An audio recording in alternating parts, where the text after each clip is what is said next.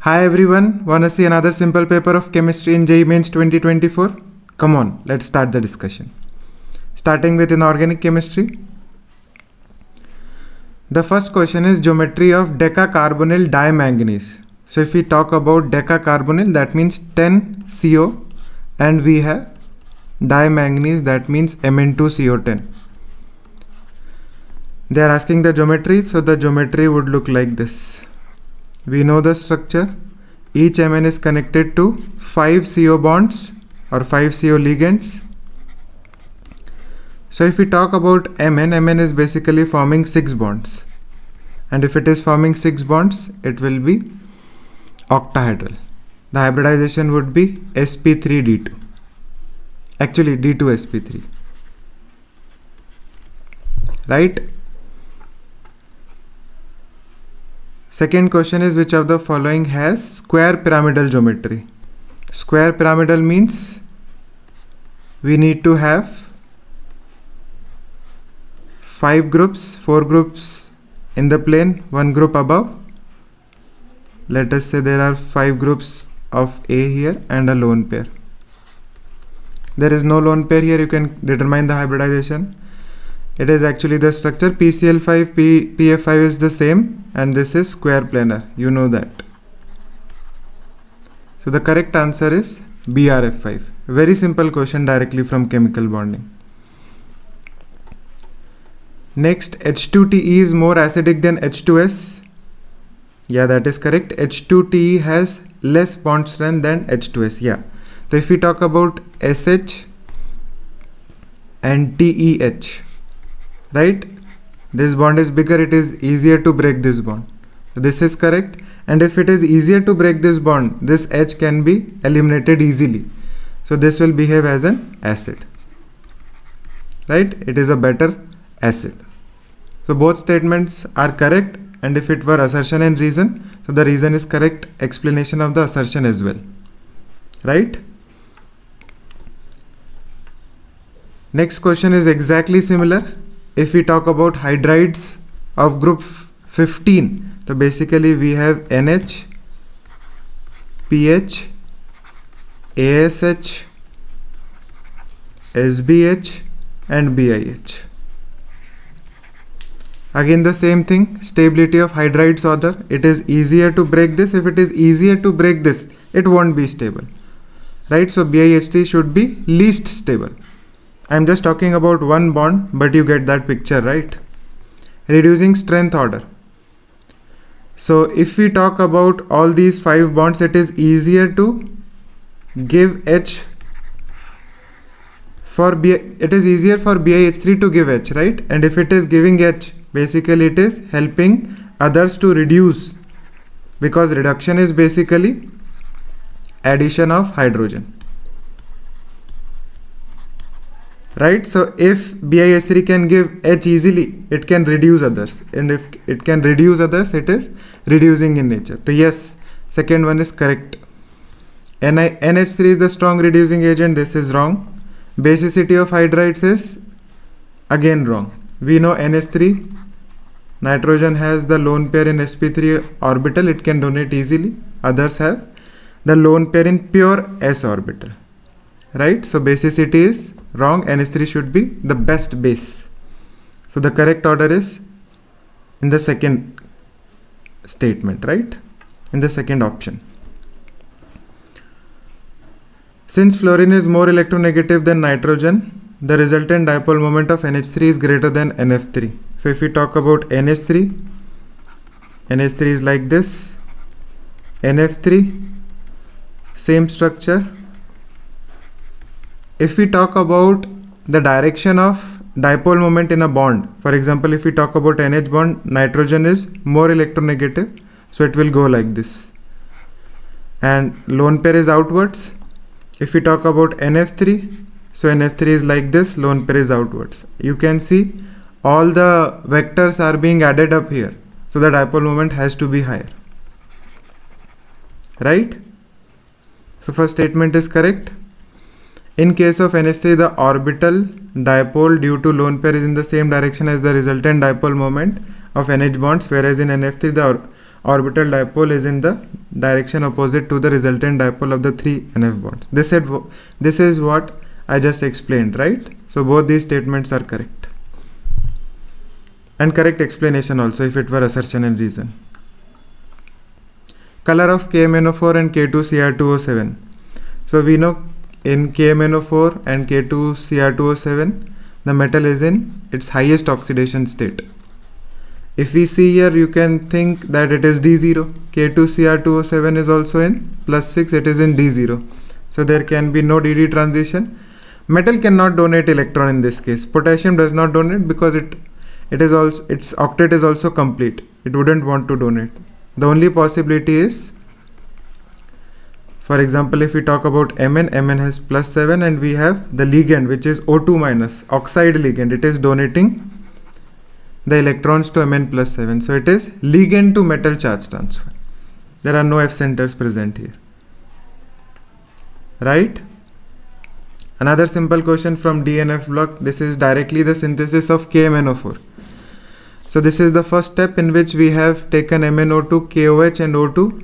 So basically this is an oxidation step and here we will get MnO4 2-. In this fusion step, first we get permanganate ion and then permanganate ion on electrolytic oxidation. Through that we will get MnO4 2- is manganate ion. Then on electrolytic oxidation we will get permanganate ion. Right, this is directly from the NCERT. So it has to be MnO4 2- and MnO4-.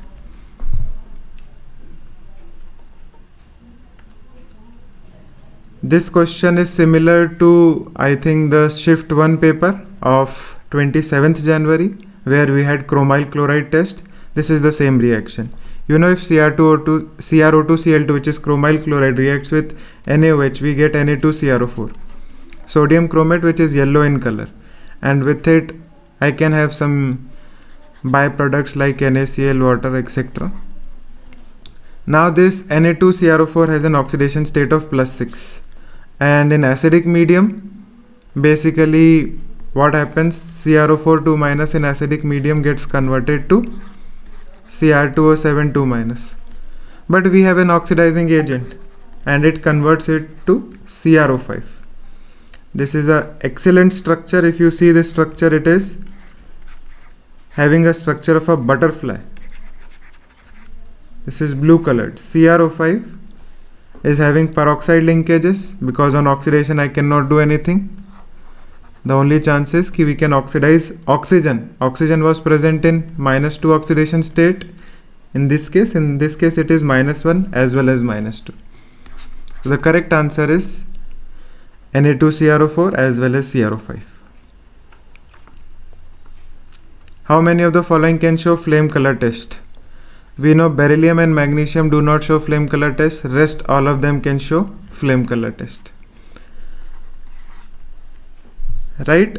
You may think this question is from S block, but you see, this type of questions, they can say it is coming directly from periodic table, and you cannot argue with that. So that is all about inorganic chemistry. Let's move to physical chemistry. The first question is, given standard electrode potential of BrO4-, IO4-, and ClO4-.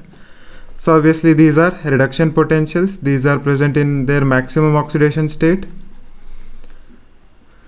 So if we see BrO4- has highest reduction potential, right? And they are asking the oxidizing power. Its reduction potential is highest, means it wants to reduce others, and if it wants to reduce others, it will oxidize itself, right? And if it, I am so sorry, the reduction potential is for BrO4-, that means it wants to reduce itself, and if it wants to reduce itself, it will oxidize others, and if it is oxidizing others, it is a good oxidizing agent. So BrO4- should be the best oxidizing agent, right? First BrO4-, then IO4-, and then ClO4-. ClO4-, I can say it would be the worst of these three. So the answer should be 3. right? This type of silly mistakes you can also make in exam, which I was going to make. Right, in a mixture of B and C, A is added. Given moles of A, B and C are Na, Nb and Nc, then determine the mole fraction of C. Useless question, no? Mole fraction is basically the mole fraction of that particular component divided by total moles. Total moles would be Na plus Nb plus Nc. What type of question they are asking in this JEE Mains exam? Which of the following solution have maximum depression in freezing point? So if we talk about the depression in freezing point, that is delta Tf, which is equal to I Kfm. So it is directly proportional to I as well as m. Kf is constant for all. M is basically molality. Molality is moles by the mass of solvent. I think the mass of solvent hasn't been mentioned in all of them, so I can just worry about the number of moles as well as I value. So I can say delta Tf would be high, that is depression would be high. Depression in freezing point, depression would be high. Depression in freezing point would be high for the substance whose N into moles value is higher. If we talk about glucose, glucose mass is 180 by 180. So 1 mole is 1. And if we talk about the I value is also 1. So it comes down to 1. If we talk about B option, we have benzoic acid in benzene. We should know that it dimerizes, and if it is dimerizing, benzoic acid is dimerizing, the value of I would be 1 by 2. Benzoic acid is C6H5COH. So the mass would, if we talk about the formula, it is C7H6O2. So the mass is 84 and 6, 90, 90 and 32 is 112. So 180 by 112 into the I value is 1 by 2. This value is also, I think, less than 1. So not a great option. Let us see the third option. Acetic acid in benzene also dimerizes. So acetic acid is CH3COH.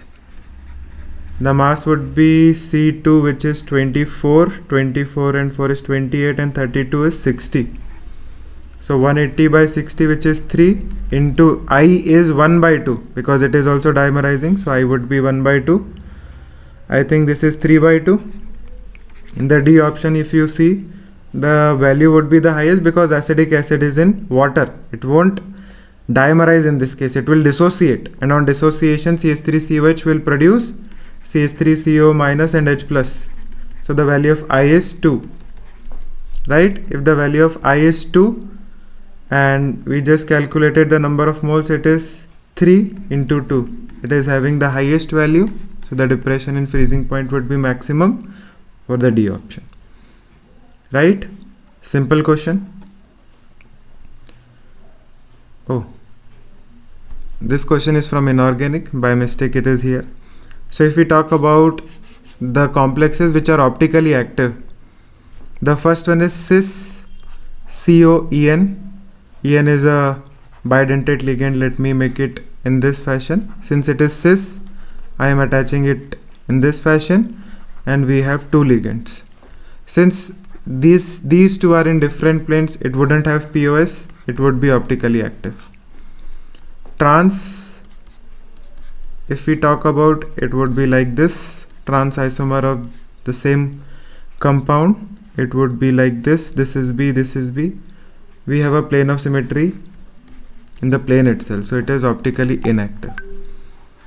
Third option is cis-PT-En2-Cl2. It is exactly similar to the first option. The fourth option is exactly similar to the second option. Fifth option, if we talk about, we have 3 bidentate ligands, and I hope you know that we do not have POS here, as the plane would be different. You cannot find the plane of symmetry in this case. This is the typical example which we take while teaching coordination compounds. Okay, if we talk about the last one, so I can place En anywhere. Let us say En is placed here, and now I have 4 ligands. Okay, again we can have a plane of symmetry in the plane itself. So plane of symmetry is present, and if plane of symmetry is present, it will be optically inactive. The correct answer is 3. Right? Next, in He plus ion, an electron jumps from 5th excited state, means N2 is 6, to 1st excited state, that means N1 is 2. The total number of spectral lines, so that value of delta n is 4, and I hope you know that the number of spectral lines is delta n into delta n plus 1 by 2. Delta n is 4, 4 into 5 by 2, which is 10. Right? Very easy question from atomic structure. Next question is from thermodynamics. They have given us 2 delta H values, and they are asking the value of delta H for this reaction. So delta H for this reaction would be, so if you see Fe2O3, which is in the reactant side in the final reaction, it is present on the product side in this reaction. So what I can do is I can reverse this reaction, and on reaction the delta H would be minus delta H1. And if we talk about the second reaction, it needs CO on the right, so we have CO on the right, but it needs 3 moles of CO, so I'll multiply CO with 3 here, and when I add both of these reactions, I'll get the net reaction which is given in the question. So minus delta H1 is minus of minus 822 plus 3 into delta H2 is minus 110. So it is 822 minus 330. If I subtract this is 492 right? So 492 kilojoule per mole, or 492 kilojoules. How many of the following species can show disproportionation reaction? This is disproportionation, not disproportional. So basically disproportionation reaction is shown by those elements or atoms which can have 3 oxidation state. We need intermediate oxidation state on the left, and we need an oxidation state which is higher than this oxidation state and a lower oxidation state. Right? So we need 3 oxidation state. If you see here, oxygen is present in -1, it can go above and it can go below. It can go to 0, it can go to -2 as well. So this can show disproportionation. P4 is in 0, and if we talk about phosphorus, its oxidation state vary from -2 to +5.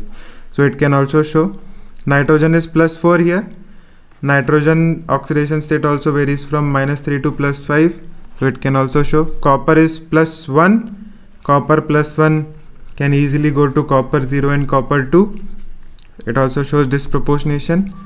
Chlorine is present in +5 oxidation state. It can go above and go below because the oxidation state of chlorine varies from -1 to +7. So this can be done. ClO4 minus cannot, because it is present in +7 oxidation state. So this is not our answer. F2 cannot, because fluorine cannot oxidize itself. It is present in 0, it can go to -1, it cannot have a positive oxidation state. Chlorine can again, right? Because chlorine is present in 0 here, it can oxidize as well as reduce itself. The answer is 1, 2, 3, 4, 5, 6, I guess. Yeah, it is 6. Right? Very easy question. In a buffer solution of benzoic acid and sodium benzoate, the pH of the solution is 4.5. The ratio of moles of salt to moles of acid is. So we know pH is pKa plus log NiN. NiN basically means the salt. So we can say the benzoate ion divided by the concentration of benzoic acid. This is salt and this is acid. This is what we require. So pH is given to us. It is 4.5 and pK is also 4.5. So this is the concentration of salt by acid. You can talk about concentration, you can talk about moles, because the volume will cancel out. So you can see this value is basically coming out to be 0. and if this value is coming out to be 0, log of something is 0 means that value is actually 1. So the correct answer is 1. Right? Physical chemistry questions were also very easy and not that calculative in this shift. Let's move to organic chemistry. Every time they are asking one question from IUPAC nomenclature. So we see a carbon containing functional group, so I'll give the first number to that. So I can see I'll have 3 amino and butane nitrile. That is the correct answer. Right? Which reagent on reaction with phenol gives salicylaldehyde? Again, Riemann-Tiemann reaction. I told you in last discussion session also that we are seeing a question from Riemann-Tiemann reaction every time. This is salicylaldehyde. So basically we need CHCl3 and NaOH or KOH. The correct order of stability for given carbocation. So the 3 degree carbocation is more stable than 2 degree, then 1 degree, and then methyl carbocation I can say. So the order is 1, 2, 3, 4 itself. You can see this is 3 degree carbocation. I hope you know how to expand this, right? This is 3 degree, 2 degree, 1 degree, and then methyl. Very easy question from GOC. Next we have an alkene and it is undergoing hydroboration oxidation. This reaction is hydroboration and oxidation. I hope you know in hydroboration oxidation the anti-Markovnikov product is made. Anti-Markovnikov product is that product in which we add H to the site where H is less. So we'll add H here and OH here. So this is A, and B basically it is acid catalyzed hydration. So first we'll form a carbocation. I can see this is the best carbocation which can be formed. There would be no rearrangement, so I'll add OH at this position only. So I'll get the product like this, and I guess this is B, so the correct answer is 1 itself. Right, in the last shift also we saw that the question from diazonium ion was there. ठीक है, so the first step is nitration. What will we get first? We'll first get NO2 group. Then SnHCl is heavy metal and HCl reduction. It converts NO2 to NH2. Next step is NaNO2HCl, which is diazonium ion formation. And once we get diazonium ion with phenols in basic medium, we get a dye. Right? So A is basically this. So I can eliminate this option and we'll get a dye at para position. So basically if we have phenols from para position, we'll get something like this. I think it is present in first option itself. Right, we have 50% KOH, that means concentrated KOH, and we have a aldehyde. So what is happening here? This reaction is Cannizzaro reaction. And I hope you know in Cannizzaro reaction what happens. If we have an aldehyde, it is oxidized as well as we get a reduced form of this aldehyde. So we'll get an alcohol. This reaction is a disproportionation reaction. So you need to convert this CHO to COO minus as well as CH2OH. Again, the correct option is 1 itself. Right? The chlorine will not be displaced here. Useless options. Right? Next is total number of optical isomer formed in this reaction is. So we are not sure which chlorobutane was given to us. So let us talk about dichlorobutane. We can make all the structure possible for dichlorobutane. So the first thing that comes to our mind is 2 chlorines on 1,1 position. Right? There is only one isomer possible for this. Next I talk about 1,2 dichlorobutane. So I can see here this is optically active, this is not. So there will be 2 isomers. Next is 1,3 position, and if it is 1,3, Again, this is optically active. I'll get 2 isomers for this. Next, I'll put it at 4 position, so it is 1,4 position, and there is no carbon which is optically active, so there is only one possibility for this.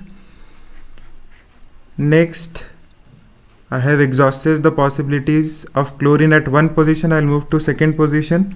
I can have this as well. So there is only one possibility because this is not optically active. The only remaining possibility is this. No, there would be one more. So this is 2 and 3. Right? So both of these are optically active. We can have RS, SR, RR or SS forms. But I hope you know that these two forms are the same because we'll get a meso isomer. Right? So we'll actually have 3 isomers from this part. 2, 3, and if we talk about 2, 4, 2, 4 is same as 1, 3, right? So yeah, there is no more possibilities. So 1, 2, 2 means 5, 5 and 5, the answer would be 10. And now there may be, it may be known in the question that where chlorine is present, so the answer would change in that case, right? But I have taken all the possibilities. You can eliminate the possibilities according to the actual question. Right, so that is all about this paper. Again, this paper was very simple, and actually physical chemistry was even simpler as compared to the other shifts. Right, I hope you are watching all of the videos of this series and you are getting the idea ki what we can expect in the coming exams. Right, so stay tuned.